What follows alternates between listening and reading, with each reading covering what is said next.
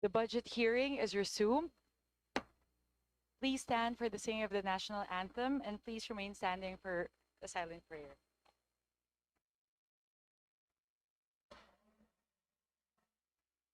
Bayang magiliw, perlas ng singanganan, hanap ng puso sa dibdib mo'y buhay. Upang hihirap, buyan ka ng magiting, sa manlulupig, di ka pasisiil, sa dagat at bundok, sa simoy, sa langit mong bukaw, may dilag ang tula at awit sa paglayang minamahal. Ang kisnak ng watawat mo'y tagumpay na nagniningning. Ang bituin at araw niya kailan pa may di magdidilim. Luha ng araw ng palhating pagsinta, buhay sa piling mo.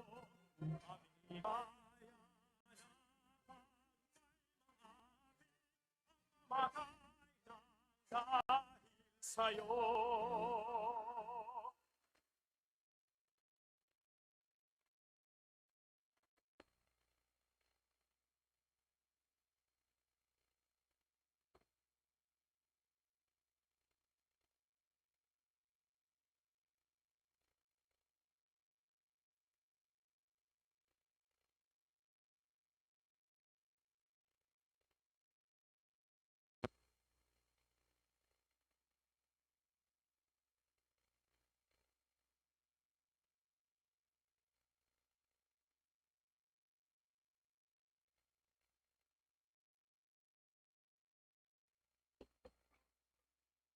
Good morning, everyone.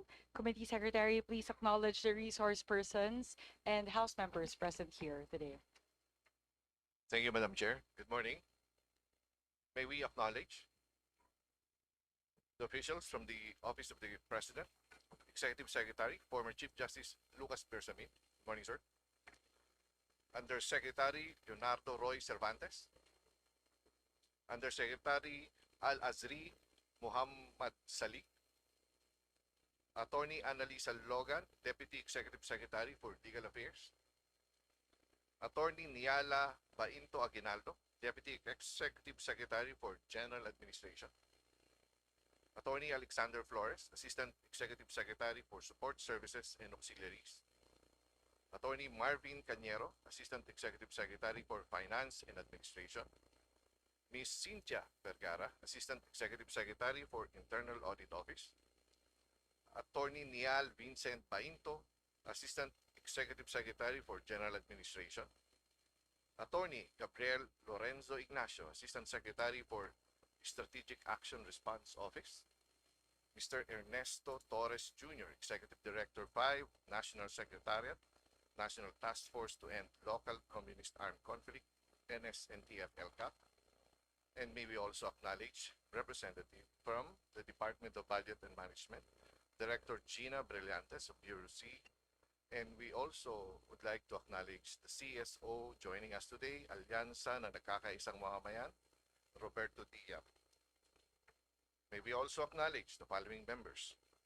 Majority Leader Ferdinand Alexander Marcos, Senior Deputy Minority Leader Edgar Erice, Minority Leader Marcelino Livana, Deputy Minority Leader Antonio Tino, Deputy Majority Leader Munir Arbison Jr., Deputy Majority Leader Bong Teves, Deputy Majority Leader Jambaronda, Deputy Speaker Faustino D. III, Deputy Minority Leader Leila de Lima, Deputy Speaker Christine Singson Mayhan, Deputy Majority Leader P.M. Vargas, Deputy Minority Leader Bong Suntay, Deputy Majority Leader Bernadette Escudero, Deputy Minority Leader Jet Nisay, Vice Chair Maria Isabel Sagarbaria, Vice Chair Romel Angara, Vice Chair Lalo Matugas, Vice Chair Brian Poe, Vice Chair Arthur Celeste, Vice Chair Monique Lagdemeo,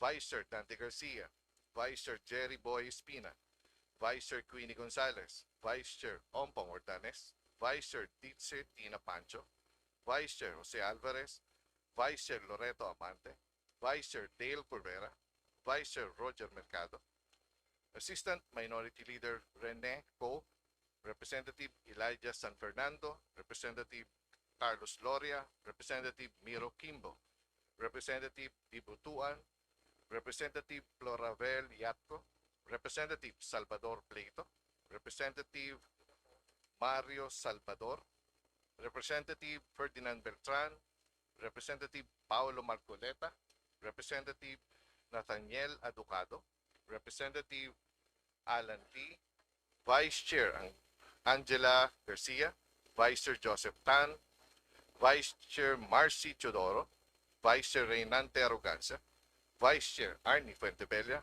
Senior Vice Chairperson Abed Garcia, Vice Chairperson Ferdinand Gonzalez, Representative C.D. Amina Dimaporo, and Vice Chair Mika Tan. That's all, Madam Chair. Thank you. Thank you very much, ComSec. To the Honorable Executive Secretary and former Chief Justice Lucas P. Bersamin, along with the officials of the Office of the President, distinguished members of the Committee on Appropriations, colleagues in the House, esteemed guests, ladies and gentlemen, good morning. Today, we deliberate on the proposed 27.362 billion peso allocation for the Office of the President under the fiscal year 2026 National Expenditure Program. This proposed budget is designed to enable the country's highest executive office to effectively fulfill its mandate, to be fully responsive to the specific needs and requirements of the President as head of state, head of government, chief executive, and commander-in-chief, and to provide the necessary administrative, advisory, consultative, and other support services in the exercise of these powers and functions. It provides the essential resources to carry out its constitutional duties with efficiency and integrity.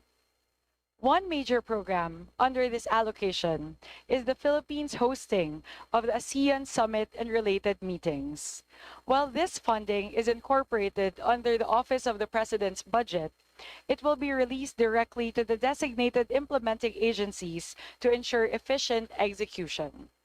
As the Philippines assumes the chairpersonship of ASEAN in 2026, this budget will support the extensive operational requirements for 231 cluster meetings and 695 sub-cluster meetings, the largest international event to be hosted by the country next year. It is essential to underscore that the programs and activities of the Office of the President are vital in ensuring effective leadership and the seamless execution of the highest functions of government. This office serves as the primary arm that enables the President to exercise his mandate effectively, advance national priorities, and deliver meaningful services to the Filipino people. Supporting its proposed budget is therefore crucial to strengthen governance, enhance institutional capacity, and ensure that every peso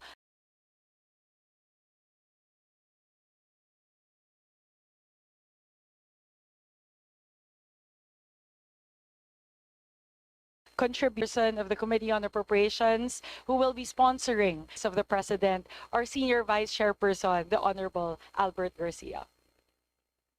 Thank you very much, Chair Mika Swansing. Maraming salamat po. Once again, welcome to the Office of the President family dito po sa House of Representatives, headed by our Executive Secretary, Honorable Lucas Bersamin. Sir, you may proceed with your presentation. Thank you, Madam Chairman and Senior Vice Chairperson. May I just make an opening statement? Your Honors, the delegation of the Office of the President appears before this committee to present, explain, and above all, seek the committee members' support for the proposed budget of the Office of the President for fiscal year 2026. The Office of the President does not want to merely comply with the legal requirements of presenting our proposed budget before a co-equal branch. More importantly, the OP wants to manifest the President's commitment to transparency and accountability that is required of all government offices. These are necessary elements in upholding the country's national interests, as well as in promoting the welfare of our people. As public office is a public trust, all of us must be ready to accept accountability and responsibility over our actions and programs. It has always been the President's view that our inter-branch relationship must be anchored on the principle that governance will be significantly improved through cooperation and support, and that the said relationship must be, at all times, manifested through inter-branch courtesy and respect, while still observing the separation and balance of powers enshrined in our Constitution. Before I present the highlights of our proposed budget, let me just point out that, as in the previous years, and similar to other government offices, we have crafted this proposed budget within the parameters and process set by the Department of Budget and Management and the pertinent laws. For fiscal year 2026, the Office of the President requests a budget of 27,362,355,000 to perform its mandate for the people. This amount, if I may point out, is comprised of two significant budgetary portions.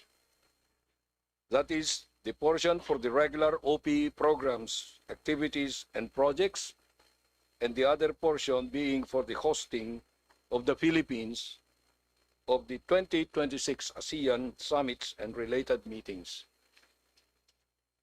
It can be noted in the detailed presentation of our budget proposal later on that the proposed budget for the regular OP PAPs is 6.82% than our proposal last year, which is consistent with the President's directive to all government agencies to be always mindful of the need to provide quality services for the people with less financial requirement in support of the Bagong Pilipinas brand of governance.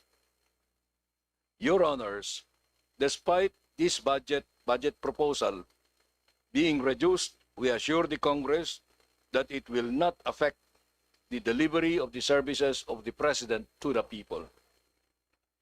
The OP will still sufficiently support the implementation of its PAPs, ensuring that all are implementation ready and shall be completed within the validity of the appropriation law in accordance with the cost-based budgeting policy. The President will still be able to accommodate the logistical requirements of honoring invitations from foreign leaders to visit their countries to convey our collective aspirations through effective personal diplomacy. Your Honors, a large portion of our submission is the budget for our country's hosting of the ASEAN summits and related meetings in 2026, which is about 64.33% of the OP budget proposal for fiscal year 2026. We note that while the amount is lodged with the OP, about 38% of this will be released to other offices as their budgetary support for their respective participations in our country's hosting. We are confident that the Philippine chairship of ASEAN 2026 will further improve our standing as a founding member of the ASEAN and will strengthen our political and economic ties with the community and its dialogue partners. As we welcome various regional and world leaders to our country in 2026, our chairship will build on the achievements of previous hostings towards peace, cooperation, shared progress, and prosperity. The country's hosting is likewise most opportune as the ASEAN will be celebrating the 50 years of the ASEAN Treaty of Amity and Cooperation, which embodies universal principles of peaceful coexistence and friendly cooperation among the ASEAN member states. Thank you, Your Honors. Thank you, Executive Secretary Bersamin. May we request that the Office of the President proceed with Yes, the presentation of the budget of the OP? Yes. For this purpose, Your Honor, may I call on Assistant Executive Secretary Mario Cañero to discuss the details of our proposed budget. Attorney Cañero, you are recognized. Please proceed. Thank you, Your Honors. We are honored to present the details of our proposed budget for fiscal year 2026. Based on the National Expenditure Program as evaluated by the Department of Budget and Management, the proposed budget of the Office of the President for fiscal year 2026 is 27,362,355,000 pesos.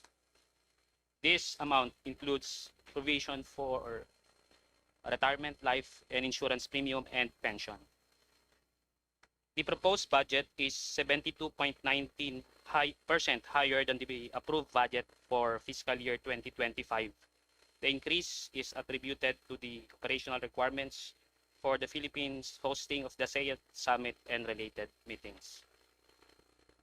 To highlight the trends, we will provide the breakdown of our proposed budget and will make a comparison of the 2025 GAA and the 2026 NEP. We will also underscore significant variances. First off, we have here the breakdown of our proposed budget by allotment class. For personal services requirements, the approved allocation is 1.82 billion pesos, equivalent to 7% of the proposed budget. For maintenance and other operating expenses, the approved allocation is 24.82 billion pesos, which is 91% of our proposed budget. And for capital outlay, we are proposing 720,503,000 pesos. That's 2% of our proposed budget. In terms of appropriation source, the requested appropriation for new appropriations is 27.28 billion. That's 99.72% of our requested appropriation. But for automatic appropriations, we requested 75,920,000. That's equivalent to 0.28% of our requested budget. To better appreciate our proposed budget, we have here a comparative matrix of the 2025 GAA vis-a-vis the 2026 NEP. Next slides, please. We want to highlight, Your Honors, that under the OP's regular program for 2025 GAA, the approved budget is 10.44 billion. However, we only requested under the 2026 NEP 9.73 billion. For the locally funded project, which is again the Philippines hosting of the ASEAN Summit and related meetings, in 2025, the approved budget is 5.4 billion pesos. And under the 2026 NEP, the approved allocation is 17.55 billion pesos. Notably, there is an increase of 6.82% for the regular programs of the Office of the President. This is equivalent to 712,735,000 pesos. For the locally funded project, the increase is 12,152,695,000 pesos, or 225%. The adjustments in the proposed amounts in the 2026 NEP vis-a-vis the 25 GAA are further shown in these comparative variances. Under the total new appropriations, the personal services requirement increased by 36.88% or 469,974,000. And under the remarks column on this table, Your Honors, we provided the reasons for such increase. For MOOE, there's an increase, and the increase is attributed to the operational requirements again of the local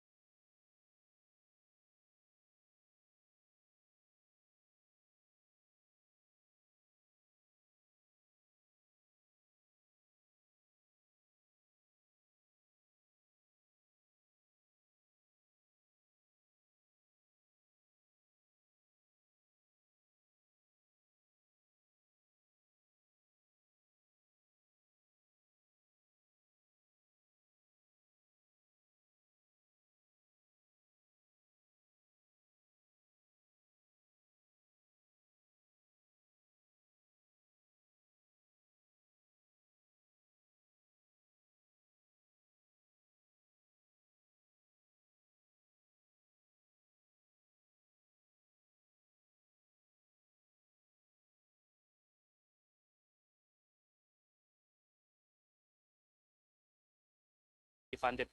Mr. Chairman, tradition has it that we give due courtesy to the office of... Mr. Chair, objection?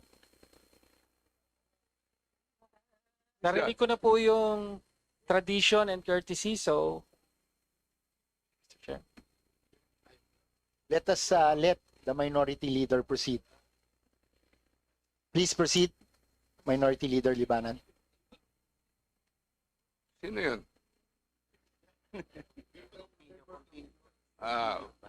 Nagpapainit pa lang yan, nagpapainit. Thank you, thank you. As I said, there's the tradition in the House that we give institutional and parliamentary courtesy to the office of the President. However, ito na yun, may however, Congressman eh.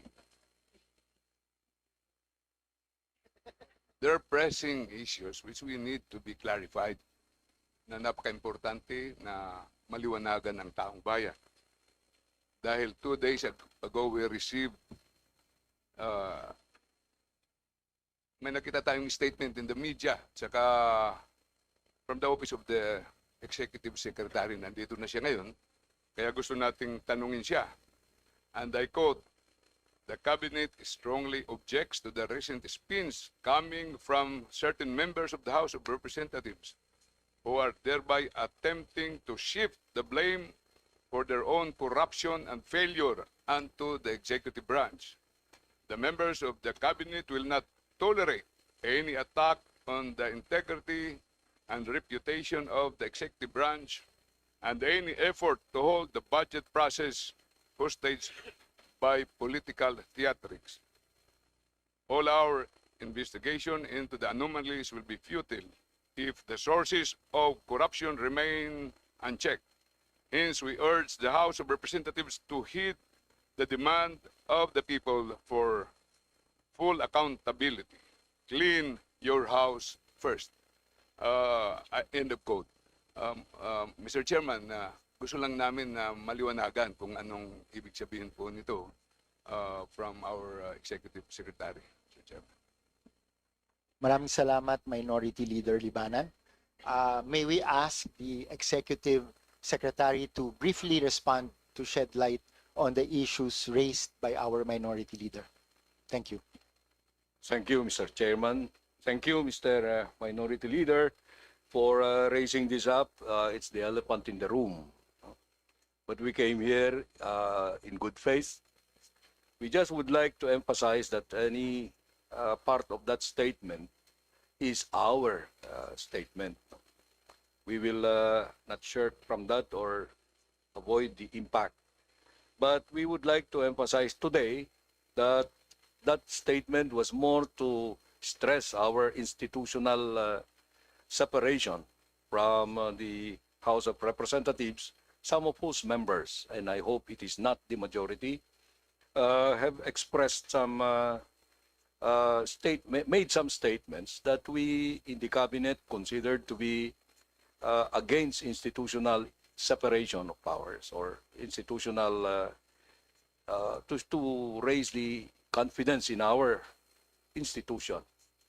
So we came up with that statement. It was a consensus of the cabinet, and it was more to emphasize our constitutional position and separation, and to elicit cooperation and support from the House of Representatives more than any other. We do not intend that to rile up the tension between our departments, as we have emphasized in the opening statement. We come here seeking your support for our institutional budget.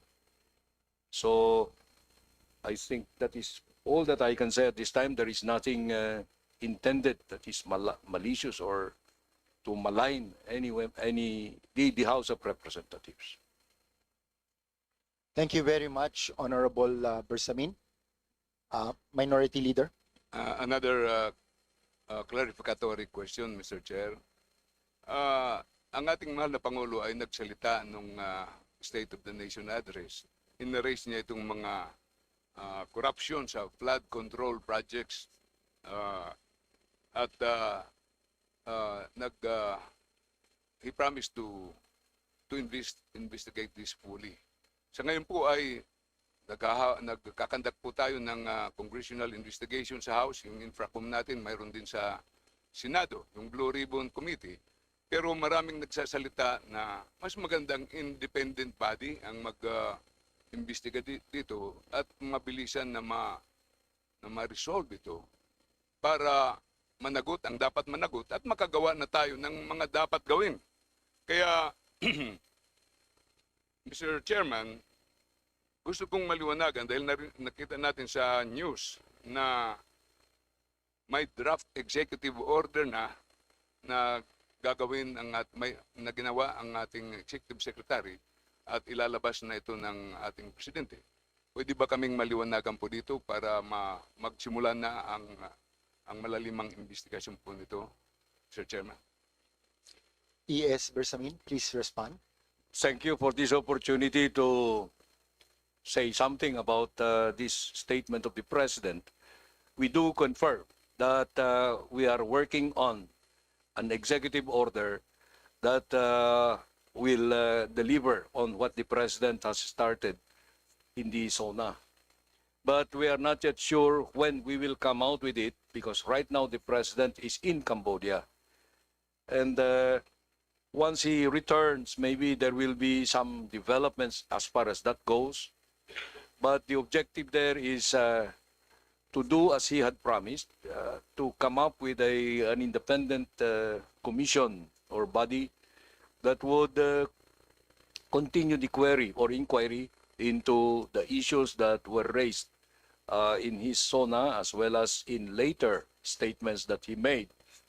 So this is all in good faith, because unless we initiated the creation of an independent body, we will just be waiting for other institutions.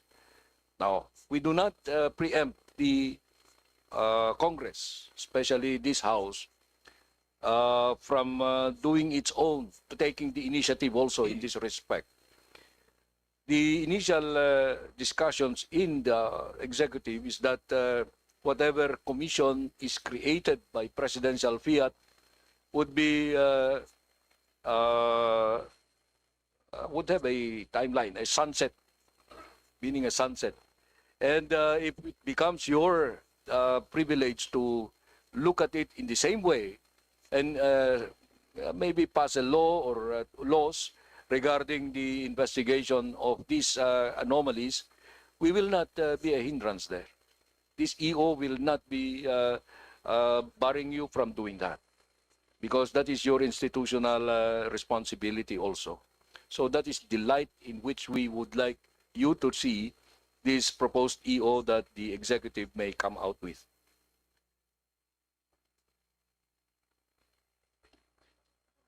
Minority Leader. Thank you for that answer, Mr. Chairman. And I believe we are now ready to present the proper motion. I therefore move, Mr. Chairman, that we... Objection. We object, Mr. Chair. Wala pa nga eh. Let me finish my motion before we make the objection. Mr. Chairman, I move that we terminate consideration of Mr. Chair, we object because for the reason that subject to we the have subject to Please the let the clarification Minority Leader and- finish his motion. subject to the clarification and questioning of 3 members of the House after the motion is approved. In other words, they still have time because 3 of them manifested that they will be asking questions to the office of the President. So subject to those 3 members of the minority, Congresswoman Rene, Congressman Tino, and the clarificatory question also from the Honorable Laila de Lima, I move that we terminate the consideration of the office, the budget of the office of the President. I second the motion. I second the motion. There is a Objection. motion and duly seconded. Objection. There's an objection. Mr. Chair, may I be allowed to explain my objection? Please proceed. Maraming salamat, Mr. Chair. Mr. Chair, now of all times is not the time for parliamentary courtesy, but for full transparency in the budget process, especially for the budget of the Office of the President. No? Sinimulan po ng Presidente sa kanyang SONA ang, sabi niya, paglaban sa corruption at pagreforma sa proseso ng pagbabudget. Nagbanta pa nga siya na handa daw siyang magkaroon ng reenacted budget, no, kung hindi babaguhin ang proseso ng pagbabudget. So bakit ngayon ay pinipigilan natin ang pagbulatlat sa buong budget ng Office of the President, no? Napakarami pong mga tanong na kailangang sagutin ng Office of the President mismo. Dapat ng Presidente mismo. Kaya lang, the closest we can get here is the Executive Secretary. Kaya hindi po, kahit sabihin po, sa plenaryo nyo na lang tanungin, dito lang po tayo magkakaroon ng pagkakataon at maririnig ng publiko ang direktang pagsagot ng Office of the President mismo through the Executive Secretary. No? At napakarami pong mga issue na dapat i-raise, na humihingi ng kasagutan. Unang-una na sa budget mismo ng Presidente, yung confidential and intelligence funds. 4.5 billion pesos po ang nasa budget ng confidential and intelligence funds ng Presidente. Binulatlat po, alam natin lahat, ang confidential funds ng Vice President at nakita natin doon, Mary Grace Piatos, no, mga peking resibo. No, kailangan pong makita rin at marinig ng taong bayan kung baka meron ding Mary Grace Piatos ang confidential and intelligence funds ng Office of the President. Kung wala, di dapat walang ikatakot sa pagtatanong. No? Pangalawa, narito po ang NTF-ELCAC at napakarami po nating issue at ang mamamayan ay may maraming issue sa NTF-ELCAC. Human rights violations, nagpapatuloy na human rights violations. Kasama na yung tuloy-tuloy na red tagging pa rin ng NTF-ELCAC sa kabila ng Supreme Court decision na nagsasabing mali yan at dapat itigil.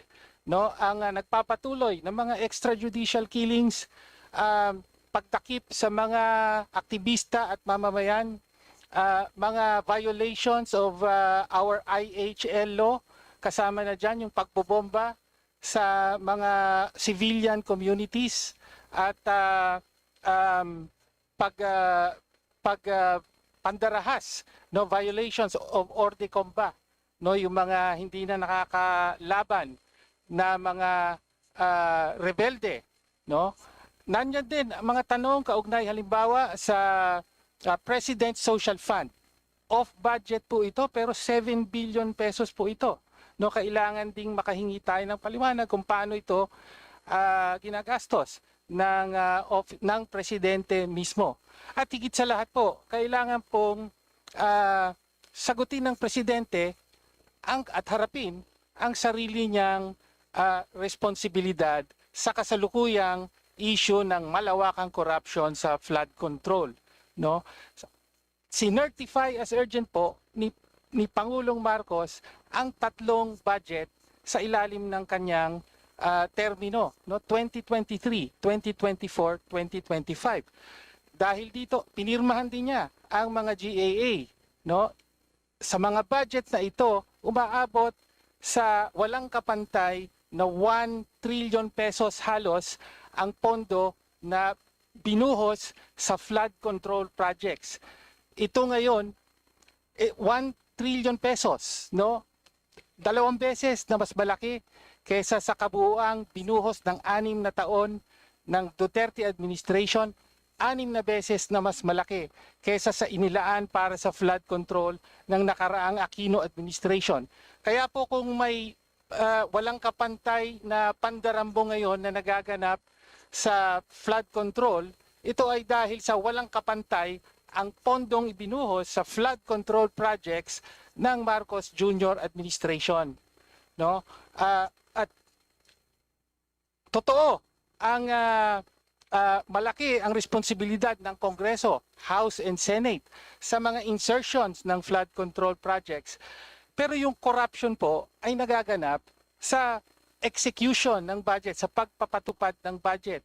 Executive po ang nag-award ng mga kontrata sa mga kontraktor.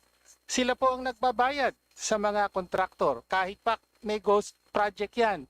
No, kaya po nasa kapangyarihan, responsibilidad ng presidente na bantayan at pigilan ito. Kaya kailangan po itanong natin, ano ba ang ginawa nyo para mapigilan ang nakikita natin ngayon, pambihirang pandarambong na nagaganap sa ngalan ng flood control projects. No? Kaya po, as a last point, Mr. Chair, kaya po tayo tumututol, the parliamentary courtesy that is being extended now is simply a courtesy. No? Ibig sabihin nun, pwede pong i-waive ng Office of the President ang courtesy na ito at pwede niyang piliin na sagutin ang mga katanungan katulad ng mga katanungang nabanggit ko. Kaya dahil po dyan, mariing tumututol po tayo sa motion na i-terminate at pigilan na ang interpellation ng budget ng Office of the President. Maraming salamat. Mr. Chairman, Thank you very much, DML Mr. Chairman, Tino.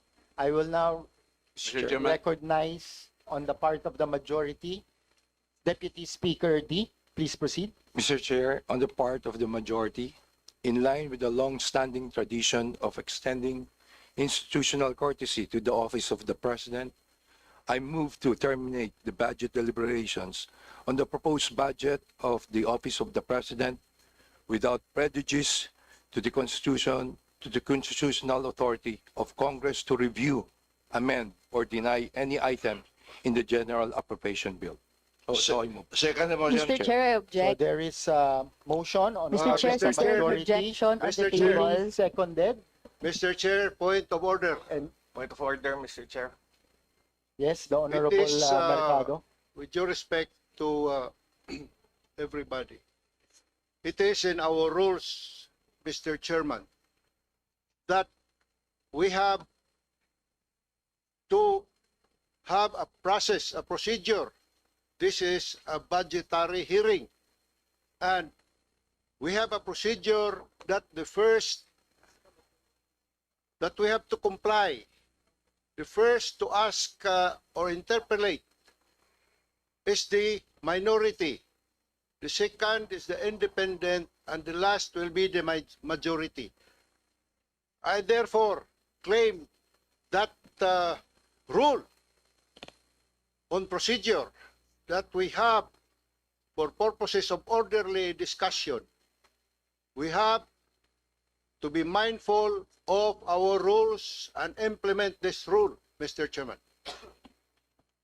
Mr. Chairman, The Mr. Chairman, manifestation of the Honorable Mercado is well Yes. taken, but we have a pending motion. yes, move for the previous question, Mr. Chairman, let's resolve it. The point Mr. of Chair. order is not taken because we have a pending motion, and this is part of our rules. Mr. We shall Chair, now- if I may just discuss on also a point of order, because there is an objection to the Mr. Chair, motion, we should and we first ought to rule on discuss the po standing the motion content of before the entertaining objection. any other motions or questions. Let's rule first on the standing motion. Okay. So there is a motion on part of the minority and the majority, duly seconded, and there is an objection. We will now vote on the motion. Point of order, So, Mr. Chairman. Secretariat, please count the What will votes happen by to our our members.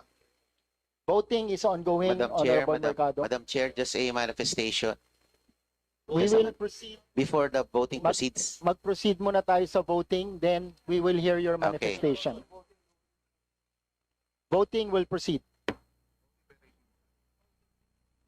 Please raise your hands, those that are in favor of the motion. Motion to terminate the budget hearing of the Office of the President. Please raise your hands. In favor.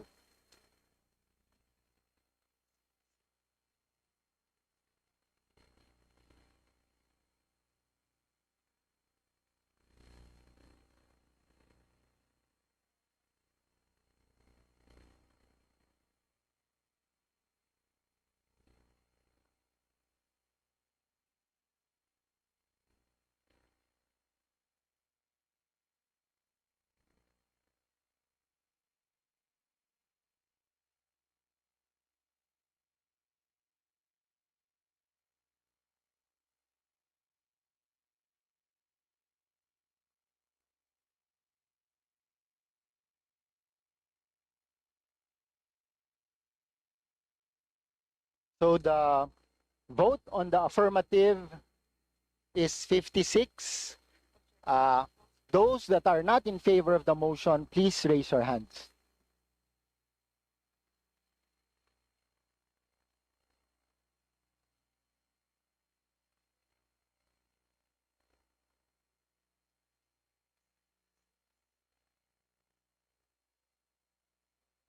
Okay, so 56 in the affirmative, 5 in the negative. The motion is carried. Just a manifestation, Mr. Chair, Madam Chair. If I may be accorded to make a manifestation.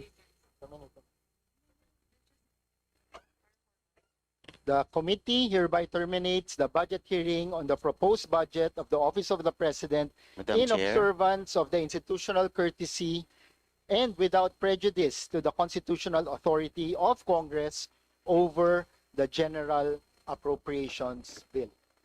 Madam Chair, Mr. Chair, Mr. Chair, Yes. Madam Chair. my We motion now was recognize the, to allow 3 members of the minority to Yes. make their clarificatory yes, questions. we will go to that, Minority Leader. Thank you very much, We Mr. first Chair. recognize the Honorable Marcoleta. Thank you, Mr. Chair. Gusto ko rin po sanang pagbigyan ang mungkahi ng ating na naig naman yung pong ating pag-extend ng parliamentary courtesy sa ating Pangulo. Maganda po sana yon kung meron po tayong patas na aplikasyon ng tradisyon na ito. But let me just refresh the memory of our colleagues here. For 2 consecutive years, we have broken that tradition of parliamentary courtesy nung atin pong we have tremendously scrutinized the OBP budget. Ngayon, sabi po nga po ng ating colleague na si Congressman Tino ng DBCC budget hearing, what is sauce for the gander should be sauce for the goose. There should be, sabi po ni, I have to acknowledge Representative Kimbo also, sinabi niya sa akin kanina yon. There should be fair application of the rules. Kung atin pong bibigyan ng parliamentary courtesy ang ating Pangulo, dapat ganun din ang ating Vice Presidente. Otherwise, we do not accord both offices. Dapat po ganun lang.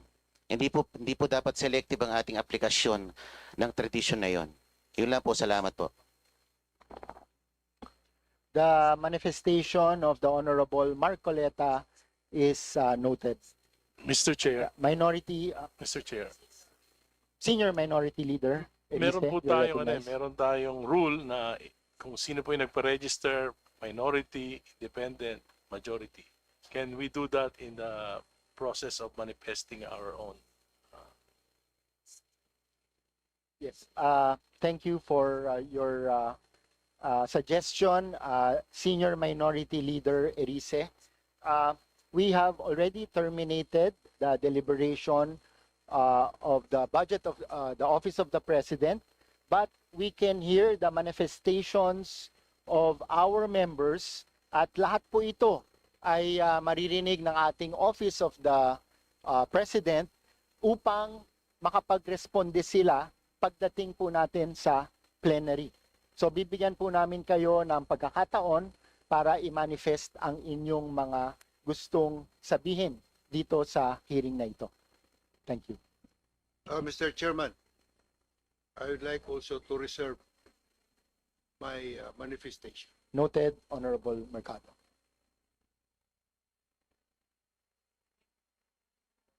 So, may I recognize the Honorable Minority Leader? Mr. Chair, then we can proceed to the clarificatory questions of the three members of the minority, Mr. Chair. Yes. So, who would like to, may I recognize the Senior Deputy Minority Leader to go to proceed with his manifestation? Thank The you, Honorable Mr. Erice. Please proceed. Yes, Mr. Chair, because I'm the first one who registered. Thank you. Ang manifestation ko lang po ay tungkol po dun sa proposed independent commission na bubuin ng ating Pangulo. Actually, we in the Liberal Party are filing a proposal today or maybe tomorrow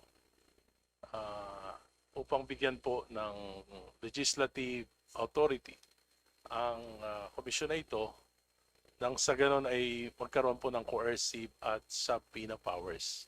Naniniwala po kami na kung ang komisyon na ito ay walang ganitong kapangyarihan ay mahihirapan para makapag-imbestiga ng maayos at masusi. So, hinihiling po namin na sana itong panukalang batas na ito ay masertipikahan ng ating Pangulo kung seryoso tayo dito sa pag-iimbestiga na ito. Gusto ko rin pong i-manifest na hindi lang po dapat siguro yung korupsyon sa flood control ang ating imbestigahan, kundi po yung korupsyon sa sanhi ng flood control, ng floodings dito sa Metro Manila. At yung walang tigil pong korupsyon sa paghakot ng mga basura ng mga local governments at ng mga contractors ng paghakot ng basura. Ganon din po yung ating mga dam sites na yung pong basura ay napupunta na po sa ating mga ilog at karagatan dahil din po sa korupsyon. I think we owe to our people that we really investigate this matter, not only the flood control but also the poor solid waste management by local governments and the Metro Manila Development Authority. Yun lamang po. Salamat. Okay, maraming salamat, Senior Deputy Minority Leader Erice. At nakita ko po yung ating mga kasama sa Office of the President are taking notes. Nang sa ganon, pagdating sa plenary ay masagot po yung inyong mga queries and clarifications. Next, may we call on the Honorable Rene Co for her manifestation. Thank you, Mr. Chair.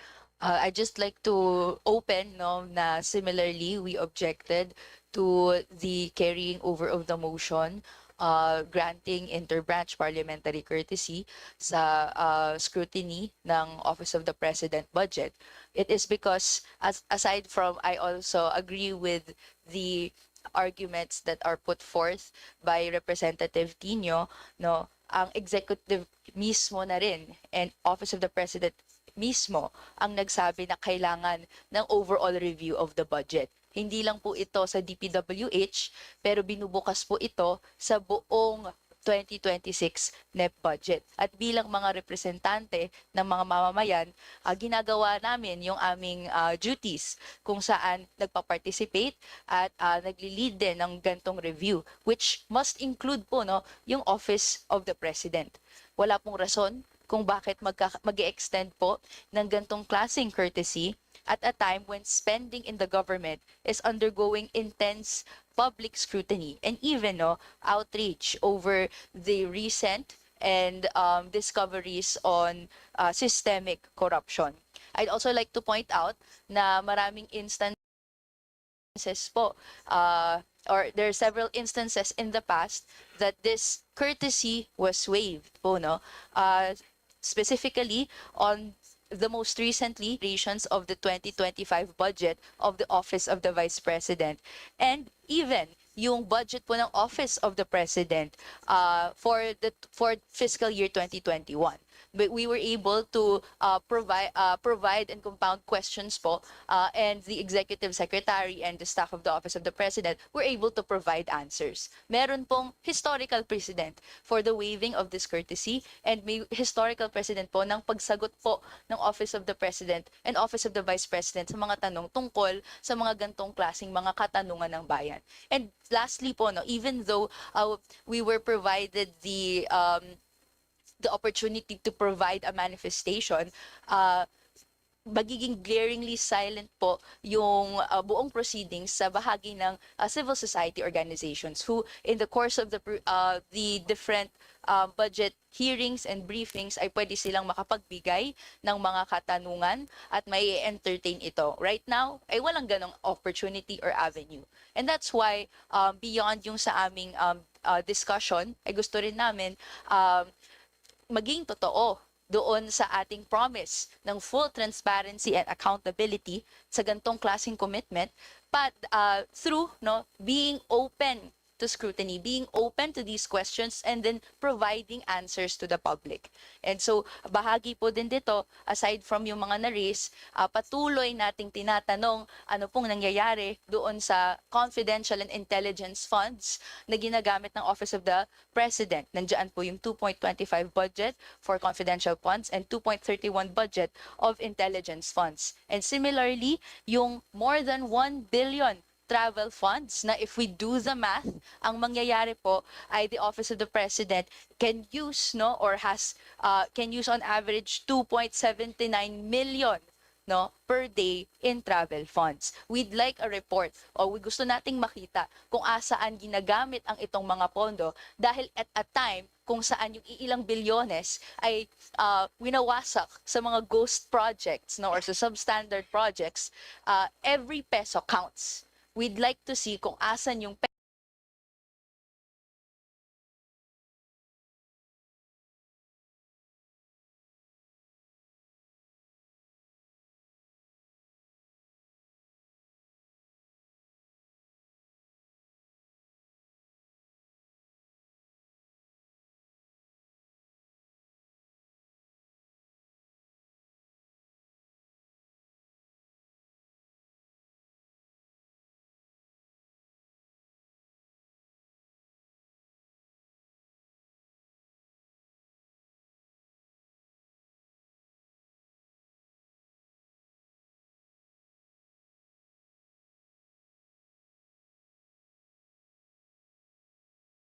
peso na ginagamit ng Office of the President na directly in charge dito po sa iba't ibang mga infrastruktura or gagamitan ng fund na ito.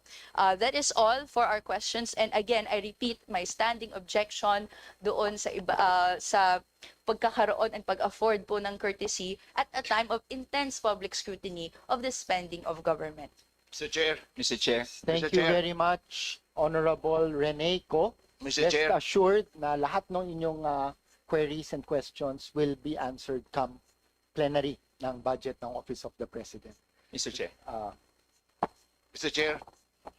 May we recognize on the part of the majority, Kong Chairman Pepito Alvarez? Yes, I'd like I'd just like to take this opportunity kasi nandito si Executive Secretary Bersamin na yung mga sinasuggest natin few days back ay wala akong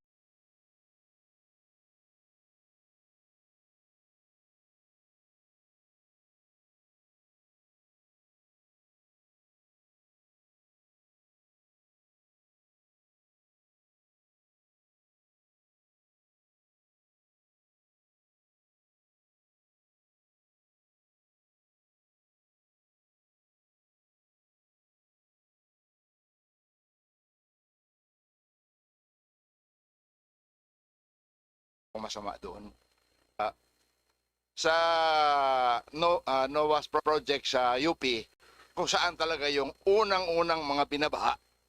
So gusto lang natin na tanggalin na muna sa Kongreso yan, tanggalin na muna dito sa submission ng DPWS dito sa Kongreso para i-lodge mo na yan sa Office of the President para ang Office of the President led by Secretary Bersamin, siya na po ang mamahala doon kung saan talaga ilalagay at saan talaga kailangan yung flood control funding na yan. Kaya walang masama po doon sa ating mga suggestion na tanggalin mo na yan sa presentation ng Public Works at i-lodge mo na sa Office of the President. Thank you, Mr. Chair. Thank you, Mr. Committee Chair on Energy, Pepito Alvarez. Let's proceed with the Just a quick line that we manifestation. have for the manifestation. Ang susunod po, who has indicated his intention to manifest, is si Honorable Tino. Mr. Chair, I already expressed my position as well as articulated the questions I wanted I would have raised and expected to be answered by no less than the Executive Secretary. So that is already on the record, Mr. Chair. Okay. Thank you, Honorable Tino. Well noted po yung inyong objection and manifestation kanina. Next, may we recognize the Honorable Laila De Lima, Deputy Minority Leader Laila De Lima. Please proceed. Thank you, Mr. Chair, Madam Chair, and also to the delegation from the Office of the President led by the distinguished Executive Secretary. Manifestation. First, I'd like to state that I actually abstained from the voting earlier. I abstained because I do recognize the parliamentary courtesy being accorded to the Office of the President, and at the same time, I agree with the dissenters that we cannot be prevented from asking questions.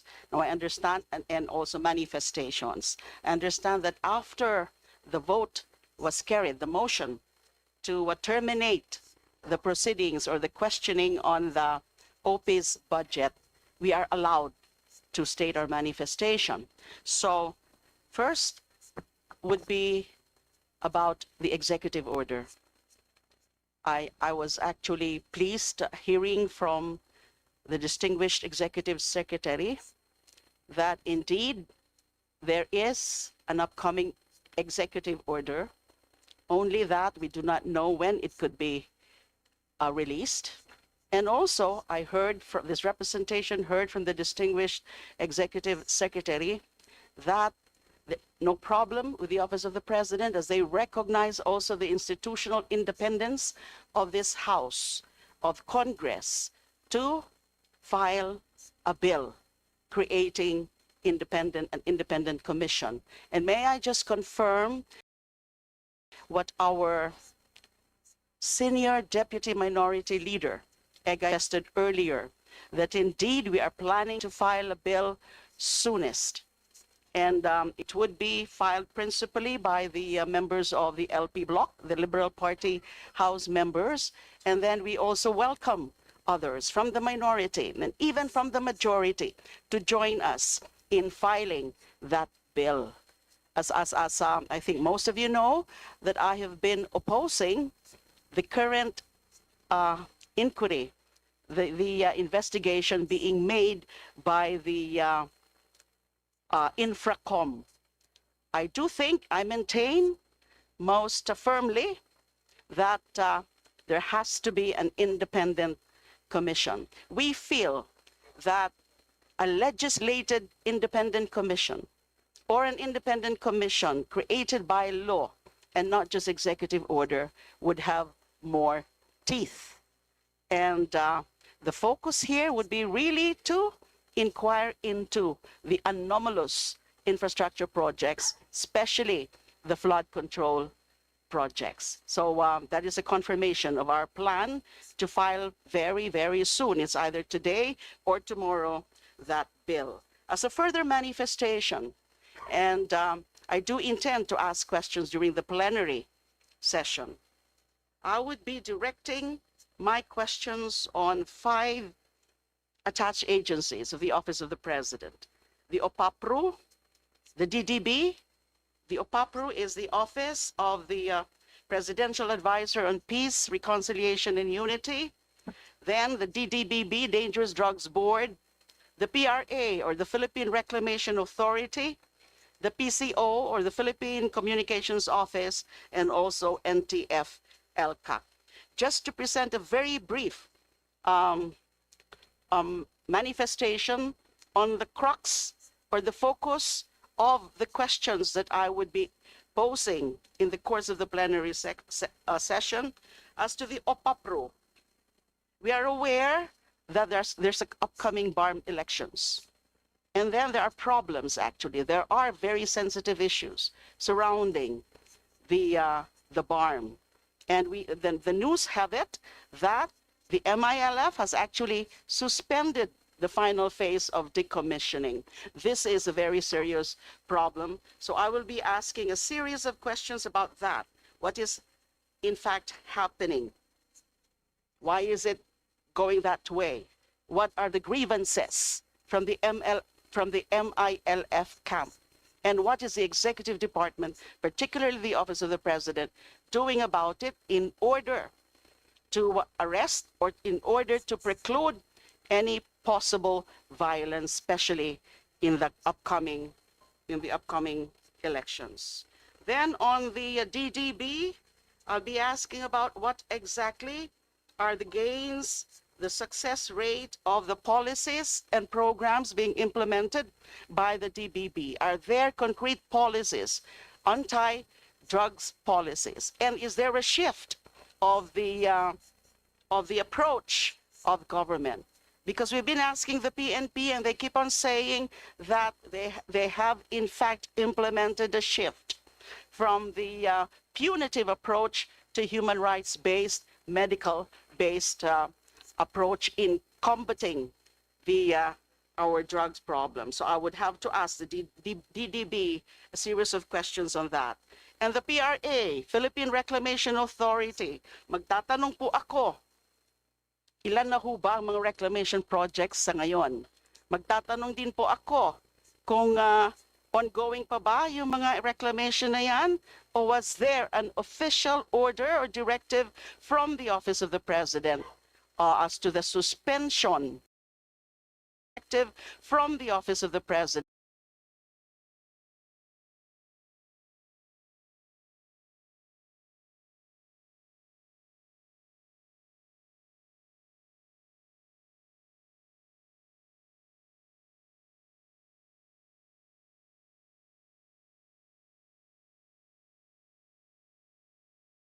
Close, meron po siya mga inexposed na alleged irregularities and anomalies within the PCO or the Philippine Communications Office. And of course, the NTF-ELCAC, I share the sentiment of Representative Rene Co that bakit po taon-taon ay dinadagdagan ang budget ng NTF-ELCAC.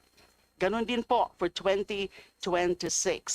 I am not convinced that NTF-ELCAC would be receiving substantial budget. At aalamin din po natin ano ang pinakapolisiya ng NTF-ELCAC about yung red tagging. Because red tagging has always been attributed to that task force, to the NTF-ELCAC. So yun po ang mga nais kong itatanong in due time, especially in the plenary session. Maraming salamat po. Thank you. Maraming salamat po, Deputy Minority Leader Laila de Lima, for your manifestation. And the last to give his manifestation, may we call on the Honorable San Fernando. Please proceed. Thank you, Mr. Chair. Just a very quick manifestation as to why I objected to the motion. Number one, no other than the President himself has said that there must be transparency and accountability, especially with regard to the discussion of the national budget. And so we must scrutinize the OP budget in that spirit. Second, may I just remind my honorable and distinguished colleagues that the power of the purse is vested upon the House of Representatives. And also in that spirit, we must scrutinize every peso and every centavo being given to the agencies and departments para naman po maging fair sa ating mga manggagawa at ordinaryong Pilipino dahil pera po ng mga manggagawa at ordinaryong Pilipino ang pinag-uusapan natin dito. And just as what Representative De Lima has said, we will support the bill that will be pushed regarding the formation of an independent commission, and we will reserve the questions to the plenary with regards to the attached agencies of the Office of the President. That's all, Mr. Chair. Thank you. Maraming salamat, Honorable San Fernando. Sa ating mga kasama na nag-express ng kanilang manifestation, rest assured na lahat po ito ay sasagutin natin pagdating ng budget ng Office of the President sa plenaryo.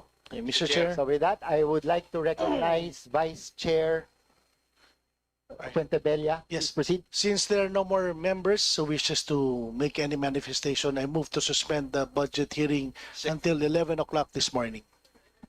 Okay. Budget hearing is suspended to give way to the next agency at 11 o'clock this morning. Maraming salamat po, dear colleagues. Maraming salamat po sa Office of the President. At maraming salamat po, E.S. Lucas Bersamin.